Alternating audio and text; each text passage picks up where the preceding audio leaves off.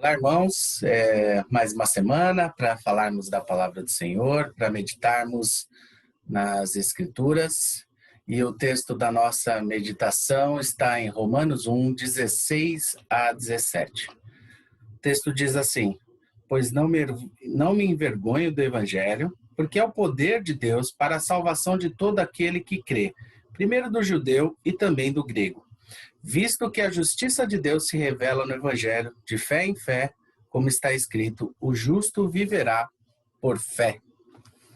Então, nós estamos falando dos cinco solas, e esses termos eles foram um marco da Reforma Protestante. Então, são um movimento verdadeiro de retorno ao Evangelho, né? Um retorno verdadeiro ao Evangelho, que ele foi distorcido ao longo dos anos pela igreja. E hoje nós vamos falar sobre o sola fide, ou só a fé. E esse texto que nós lemos de Romanos, ele impactou diretamente Lutero, né?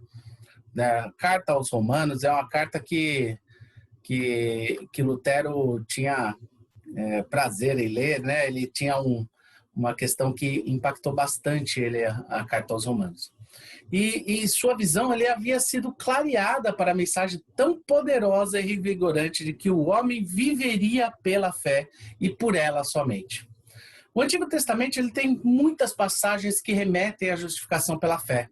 Em Gênesis 15:6 diz que Abraão creu em Deus e isto lhe foi imputado para a justiça. Também todo aquele cerimonial de levar o animal para ser imolado pelo pecado remetia pela fé à justificação conquistada em Cristo. Isso não quer dizer que o sangue do animal tinha efeito para remir os pecados dos homens.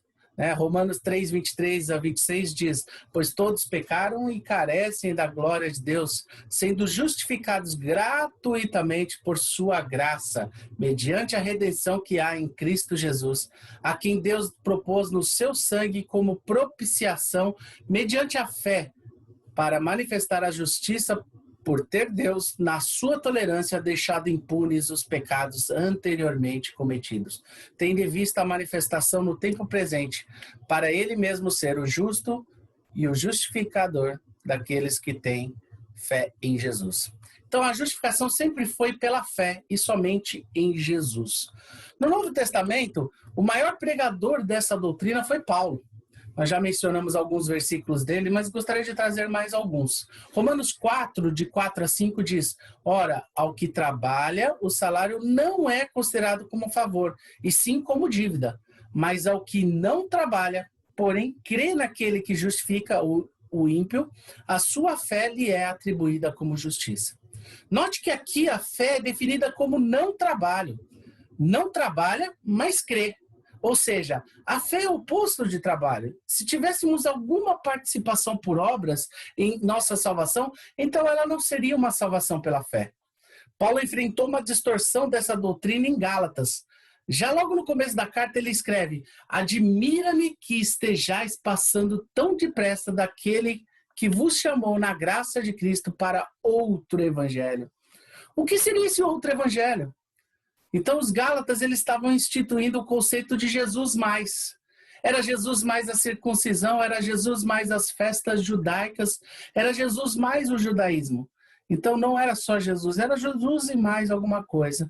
E Paulo é enfático no capítulo 2, versículo 16, dizendo o seguinte: Sabendo, contudo, que o homem não é justificado por obras da lei, e sim mediante a fé em Cristo Jesus.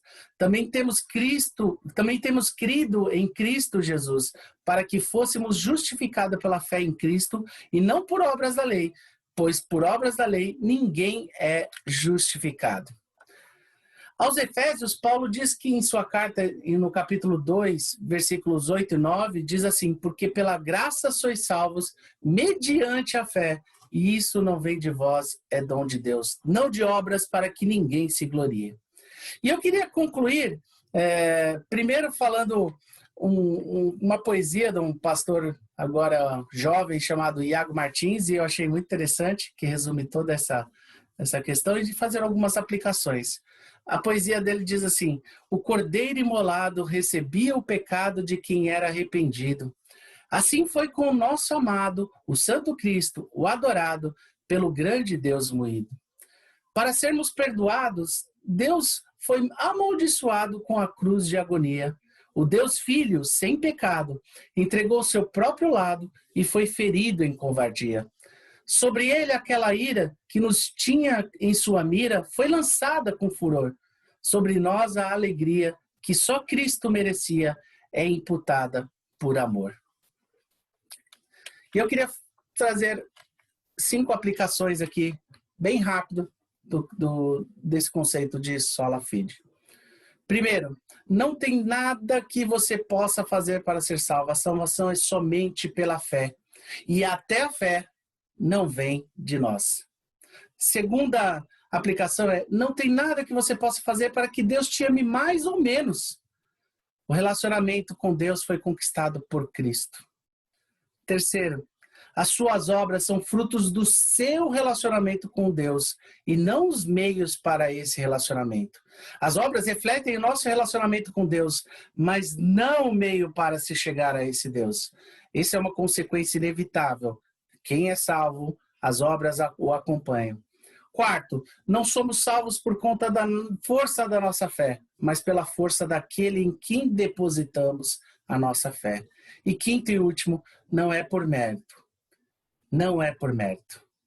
E aqui é um ponto principal. Se não é por mérito, isso deve gerar em nós espírito de humildade e não de soberba. Sola fide. Que Deus nos abençoe. Vamos orar? Pai, nós te louvamos porque foi a tua graça, foi o teu amor, e somente pela fé que nós podemos alcançar a salvação. Nós não tivemos participação nenhuma. Por isso, Senhor, nós agradecemos, porque se tivéssemos participação, nós não seríamos salvos. Ó Pai, muito obrigado. Ajuda-nos a compreender as tuas escrituras. É o que nós te pedimos em nome de Jesus. Amém. Boa semana a todos.